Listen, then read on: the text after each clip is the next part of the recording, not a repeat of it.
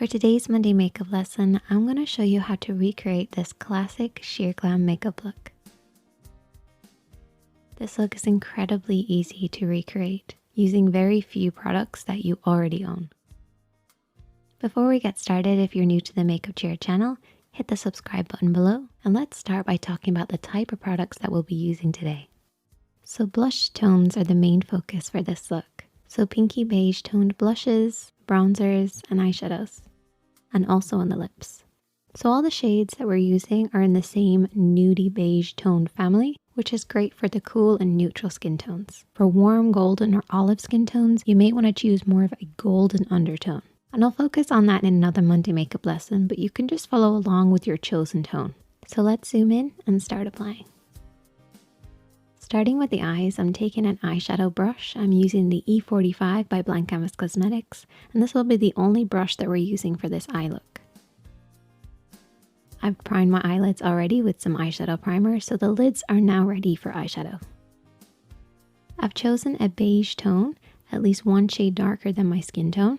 I find at least one shade darker is enough for this look, so take a look at your own skin and choose a matte eyeshadow at least one shade darker. Dip your blending brush into the eyeshadow, tap off any excess, and we will be slowly building this up, so less is more. We're going to start in the crease of the eye and blend onto the lid. So the best way to apply this is to actually hold the brush quite low down on the handle and keep your hand low on your face as well. So we want to create a blurring effect. So you're almost buffing the eyeshadow across the lid, but you barely want to touch the skin. Let the brush glide over the lid and don't apply too much pressure. By doing this technique, you'll see that the eyeshadows fade from the crease upwards towards the brows, and it's a very effortless way to create a blurring effect. Next, I'm going to take my blush for sensitive eyes using eyeshadow. I'll be using this blush later on my face, so this will bring the entire look together. So taking the blush, I'm going to focus on the outer half of the eye. This will add some depth and tone to this look.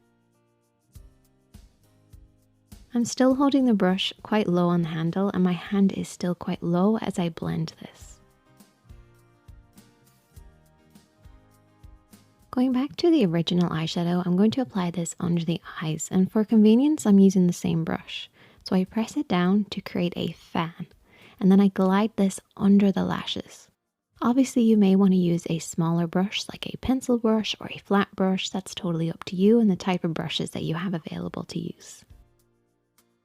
Once I apply this eyeshadow underneath the eyes along the lash line, I then want to readjust the brush and hold it in the center of the handle and sweep around to blend the eyeshadow out. I want more control, so I'm holding the brush a little higher. This will also prevent me from blending out too far outside the eye shape, while still allowing me to create that blurry blend. Bear in mind, I haven't actually picked up any additional product at this stage.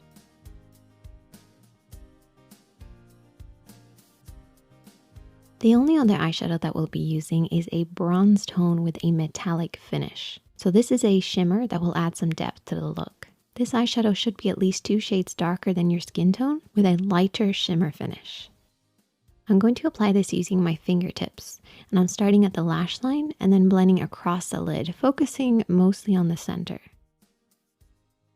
Next, I'm going to apply a thin layer of black liquid liner. I call this invisible liner. It's really just about darkening the lash line and thickening the look of the lashes.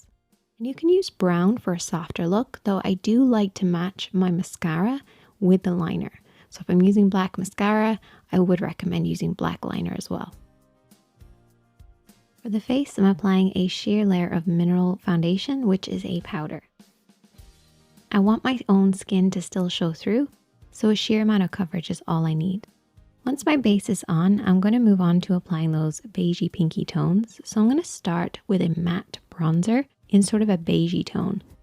And I'm going to use this to create some shape, and then I can go in and add the pink tones and work around it. To apply this, I'm using the F37 blush brush by Blank Canvas Cosmetics. You want a small brush that will give you control that isn't too firm. So I'm starting low on the apples of my cheeks, and I'm swirling this in small circular motions, working upwards towards the top of the ear, and this will lift the face. Though you do want to adjust this depending on your face shape. If you need help with that, definitely let me know.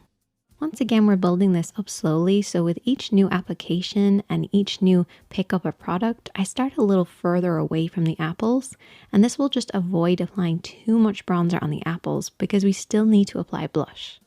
I'm going to bring this up around my forehead, and you want to adjust this depending on your forehead shape.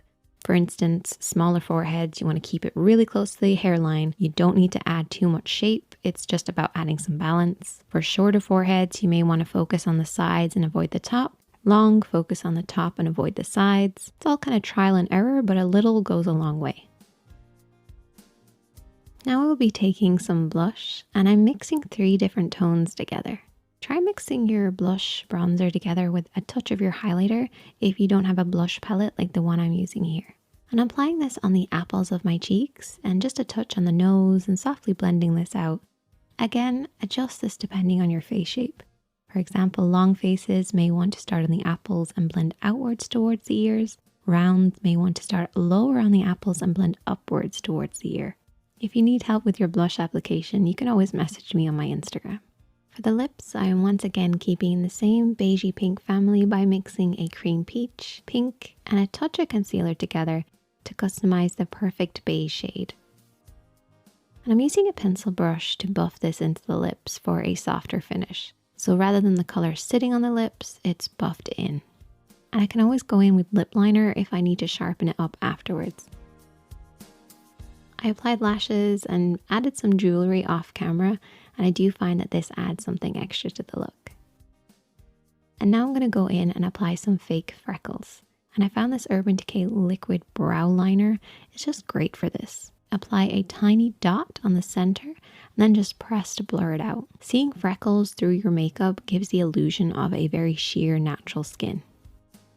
I finished with a setting spray, which I couldn't be without. The right setting spray can do wonders for your makeup look, so I would recommend adding one in if you don't already have one. And there we go. That's the finished look. If you enjoyed this or learned something, definitely leave a comment, or you can press the like button. I would really appreciate it. If you want to see more of my videos, you can click the screen now, and definitely let me know the other type of videos you'd like to see. Be kind to yourself, and I will see you in the next one.